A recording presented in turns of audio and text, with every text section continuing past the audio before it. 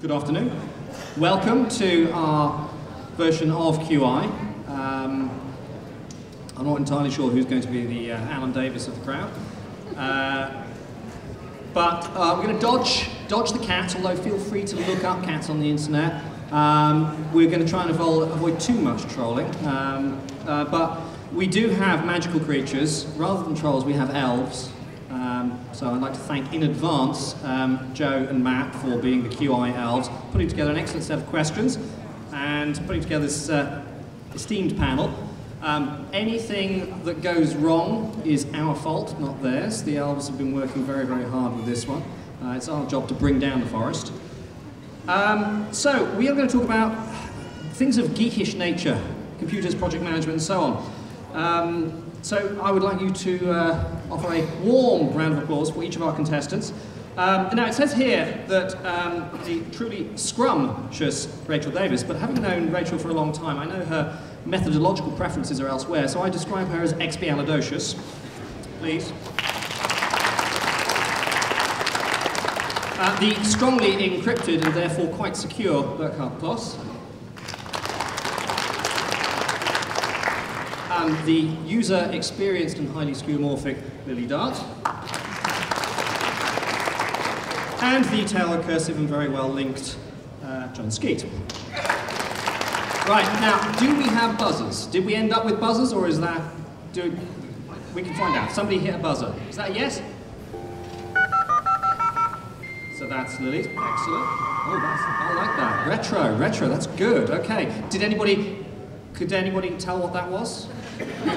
You're not proper geeks, are you? You can only, yeah. Okay, Burkhard, would you... He's crazy. Okay, yeah. Rachel. Oh, yes. We have a winner. John.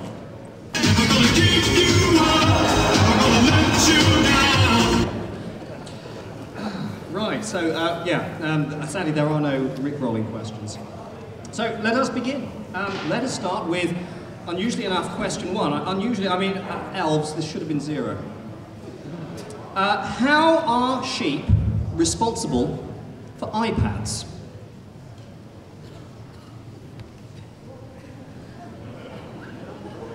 No, you don't have to rush all at once, I know.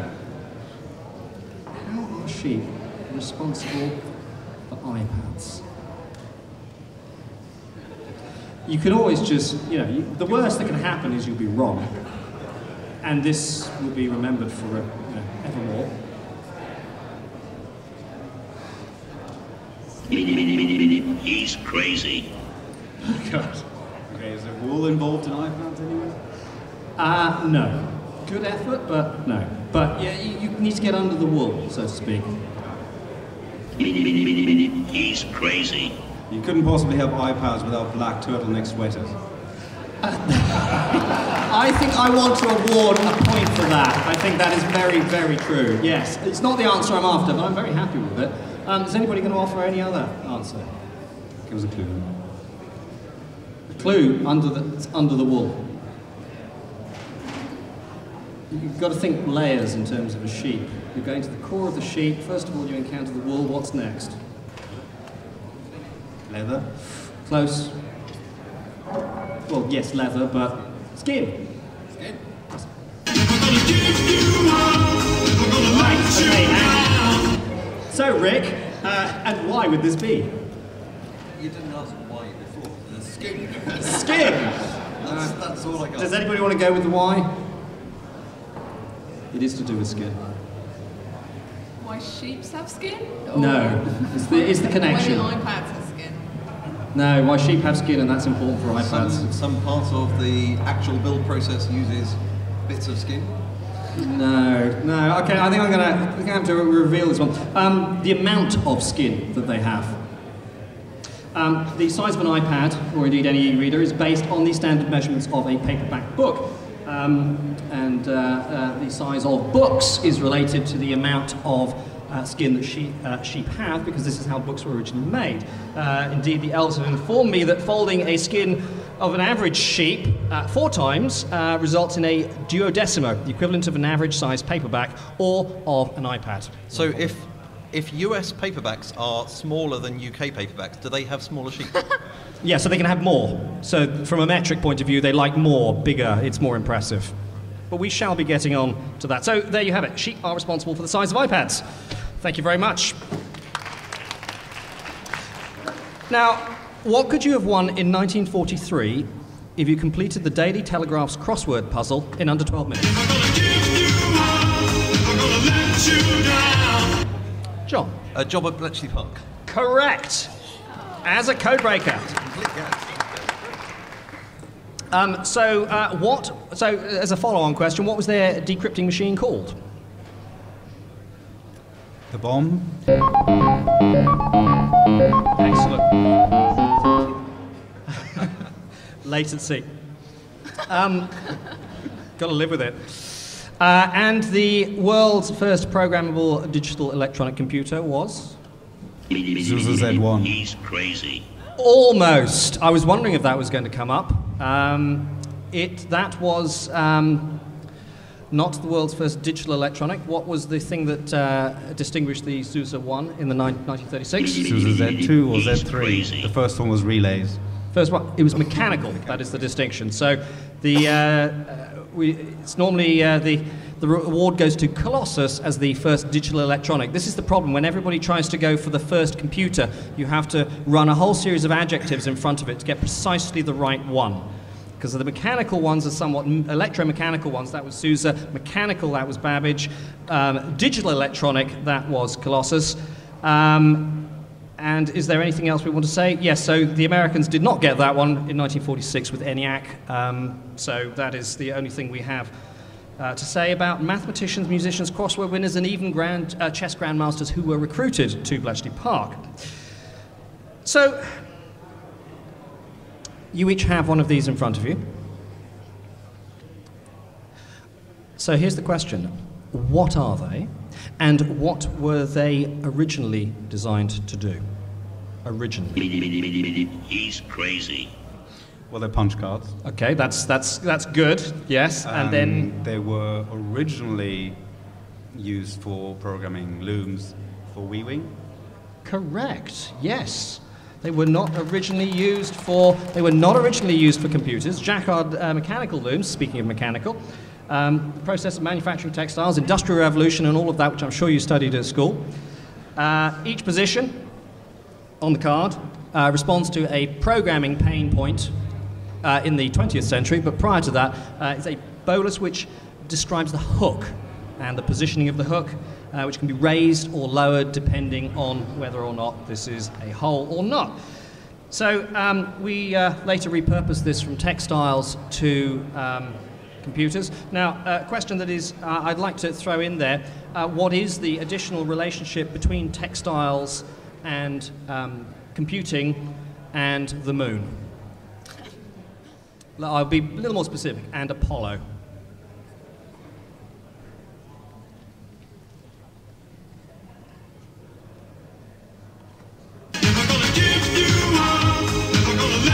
I think we should just have you do that, It's just for never that. going to get old, is it? My guess is something to do with the flag that was planted on the moon had a computer program in, or something like that. That would be really cool, and that would be a great conspiracy theory. Sadly, it's not true. I will give you a subtle hint. The memory for the computers on the Apollo. He's crazy. Core memory was used, so it's actually wires and they're woven together. Yes, rope core memory was the original memory used on the Apollo craft, and it was actually knitted together. There was a core of knitters who would actually forget EPROMs and all that kind of stuff.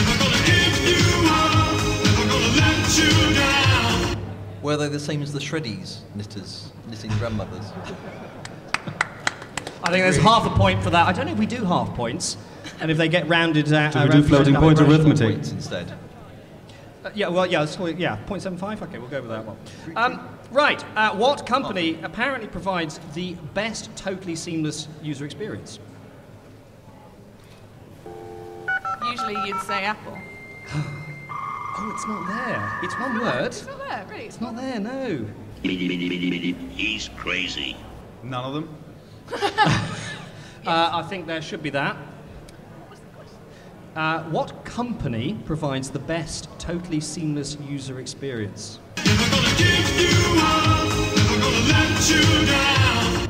I'm going to guess a manufacturer of tights or stockings. That's not bad. That's close. Not. I will give you a clue. They are not known as a computer company. There we go. Not known as a- So that's where you're close. Yeah. They are not in In computers. every possible way, I'm there. Yeah. Other than right. Do they actually do computers, though? I kind of, everybody does computers these days. Is it maybe an airline or some kind of transport company? No. No, okay. Entertainment. Entertainment. Sony? Oh, you've got 2 letters right in there. What, in Apple or in something else? In Sony. Oh, in Sony. Which ones? Ends in ni. It's a niche. And it's got no knights in it at all, but, ends in ni. It ends in E. Okay. Something company. Something company does end in niche. Yeah, well. Can you give us a hint on the industry? Entertainment. Films. okay, yeah. Can you Cinematography. hold the card higher so I can see the answer? Animation. Pixar. Disney. Pixar, Disney. Oh, yeah. Disney. Yeah. Disney. Apparently, the design of Disneyland was originally for a completely immersive user experience. There was exacting training given to the staff, including how each character should wave or the type of smile they should wear, to the creation of weenies, which were small items designed to catch people's attention. He attempted improvements, not by adding more stuff, but by digging down into the details. So, what other things did Disney do to improve user experience, just generally? The green colour that they use it has this magical ability to not really be seen by humans. So where they've got things like trash cans and things they want to hide, they paint it in green, but I can't remember the exact colour of the paint. Do you know, impressive. that's not, my elves have not informed me of that one, but I do know that is something along those lines. So there's an extra point there for you, definitely. He's Is it crazy. extending copyright indefinitely? Yeah, that was a bit of an own goal on their part. Yeah, that has not improved user experience. That would be a different question. What have they done to screw up user experience? Sadly, we're not asking that one today. They also put fake perspective in some of their. This is not on the card either. This is great. I think we should just give fake Lily the round. perspective in their streets. So when you come to a street, even though it's actually quite short, it looks very long because there's fake perspective in it. So it gives the sense that the Disneyland is bigger. That's great. That's brilliant. I think we're just going to give the whole round to Lily there. You said perspective. There's something else that rhymes with perspective. And I'm looking at you, Rachel. Something actives. Might do this. Retrospectives. Thank you very much, Rachel. Well done. Apparently, this is one of the things that they did. They were also big on dog fooding, trying out their own stuff on their own people. Although that does have a dark side to it, I'm sure. We're not exploring that one today. And they also track various metrics. And there's a bunch of other stuff here, but I think we're going to go with a broader question. Outside of theme parks, what else do they do for user experience in terms of motion?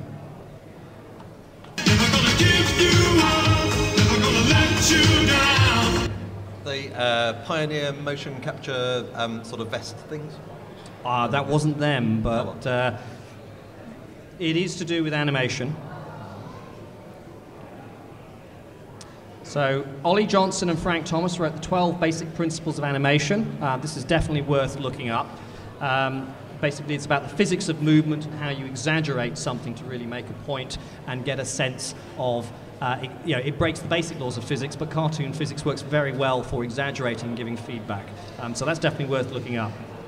Right, so, question 5. Well, yes, I think it is question 5, because I think I threw 0 in there, just as an ad hoc. So, a question I hope you all have an opinion on.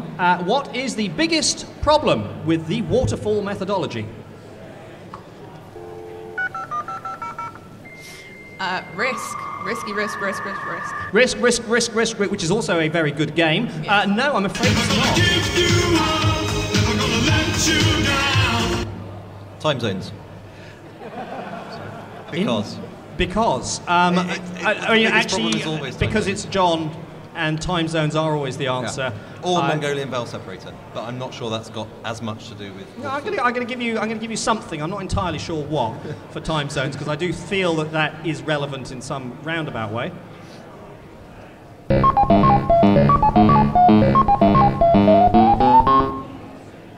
It's based on a paper that they never read page 2 of.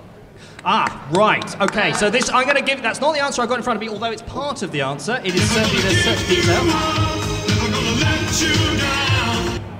Nothing. It's the perfect methodology. Can you take the point away for that? And this is why John is not a consultant for you and your company. Right, here is the basic question. Actually, the biggest problem with the waterfall methodology is it doesn't actually exist. At least not the way people would like it to. It is mostly a fiction that has been described, or oversimplification. Herbert Bennington, but most memorably Winston Royce, in a paper that kind of described it, never named it, and said, don't do it this way. And basically it was a caricature. There's no feedback structures in it at all, and there are very few methodologies where anybody's actually proposed that have none. So it's an idealization, it's a caricature, which is why it follows on from the Disney question. And now, the general ignorance round. Oh yes, hurtling dereferenced into the garbage collector of knowledge. We start off with, what is the name of the first computer to beat a chess master under tournament conditions? It's going to be a klaxon, but Deep Blue. No! Oh, Sadly, we don't have a klaxon noise, but I'm afraid. That's what everyone else would have said if they got him first. I will say that you're half right, but I'm not giving you any points for the half. He's crazy. Big Blue.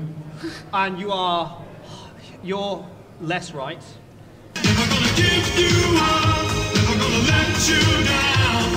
Deep Thought? Yes!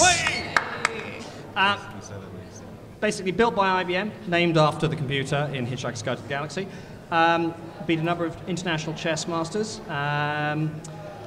Eventually beaten by Garry Kasparov, who was later beaten by Deep Blue.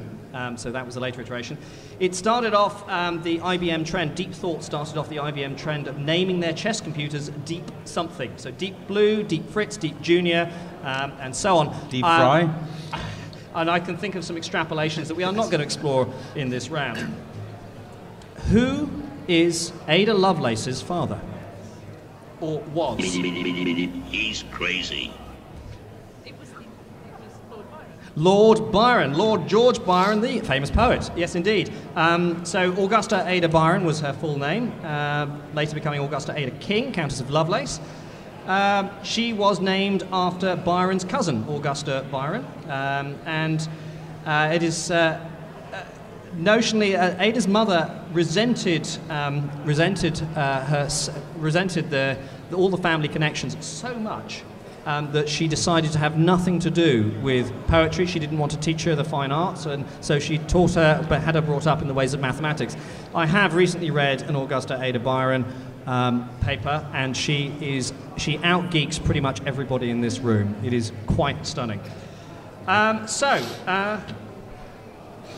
Now a local question, sort of. Let's just say you decide the Norwich tech scene has become too crowded. It's just, too busy, too hectic, and you decide to go somewhere peaceful and quiet, like, New York. What techie thing might you find buried in the walls of your new apartment? He's crazy. Ethernet cables. You're kind of warm. It's very, very, very, very warm, but this is actually more, I'm going to say, it's more of an artistic statement, and maybe have a little bit more to do with Willy Wonka than anything else. Oh. He's like crazy. 12 from chocolate wrappers? No. Okay.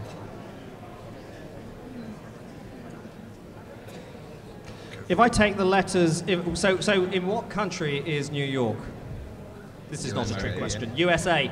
What if you move one of those letters forward by, I don't know, one place in the alphabet? Pass. You are, eh? USD. One place. USD is 3 places. USB cables. USB, very, very close. I think we're going to give you something there. Basically, USB drives, dead drops, an offline anonymous public file sharing network. Adam Barthol came up with this idea for an art project. His art explores, because art always has to explore, you can't just do something, explores the relationship between the digital and the physical world. There are 5 USB sticks cemented into the walls across New York. Anyone can plug in their devices to drop or find files. Are they rootkitted? I was going to say. I think you'll have to find one to find out. Be exploring the nature of art and insecurity. Indeed. But it is in the USA, which if you move one of the other letters forward a little bit further, you get NSA. NSA, yeah. And the final question. What is the most pressed key on a keyboard? Return. He's crazy. No. Spacebar. Thank you very much. The most frequently used is indeed the spacebar, although perhaps not according to my parents in their emails. And in the English-speaking world, it's definitely followed by E in the second place. And it turns out, ironically enough, that backspace is the third most common. So cursor keys not, if people are going up and down? No, that's not it. Oh, do you know what? Mouse wheels. It turns out I've gone off by 1 error. There is a final question, and this is the proper final question. Why shouldn't you tell your cat nuclear launch codes? So we lied when we said there were going to be no cats. Why should you not tell your cat nuclear launch codes? Does it have something?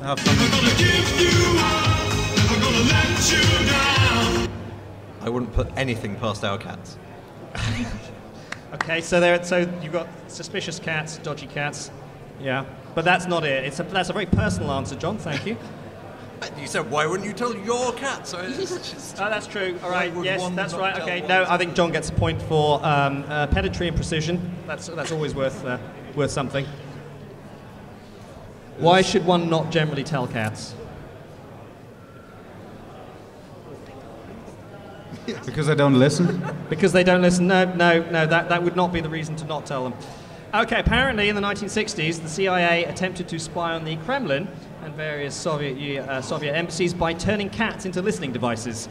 The program was named Acoustic Kitty and involved planting batteries, microphones, and antennae inside the cats. Inside the cat. Inside the cat. So it turns out your cat might actually be a mole, after all. Okay. So we find ourselves having hit the end of the file, so to speak, and I have just been handed the scores, this is a momentous moment. And in first place,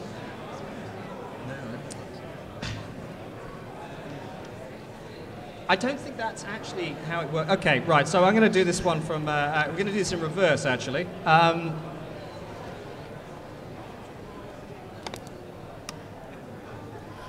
The numbers don't match the ordinals. Sort order problem. It's been hashed.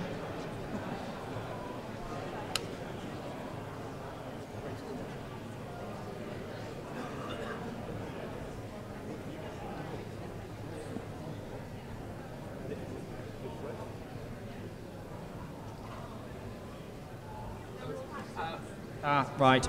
Yes, thank you very much. You are indeed correct. So indeed, Lily has won with 10. And that's not binary 10, that is decimal 10. In second place, we have Rachel with 6. And in true QI form, third place with minus 10, Burkhart. And congratulations, John. Last place with minus 15. So a final thought. It says good night here. It's not actually quite that dark, so good afternoon, because we will be starting the next session in about a quarter of an hour. I will leave you with this thought from the comedian Emo Phillips. You may have heard it. If not, this is definitely tweetable. A computer once beat me at chess, but it was no match for me at kickboxing. Thank you. And thank you to the QI Elves.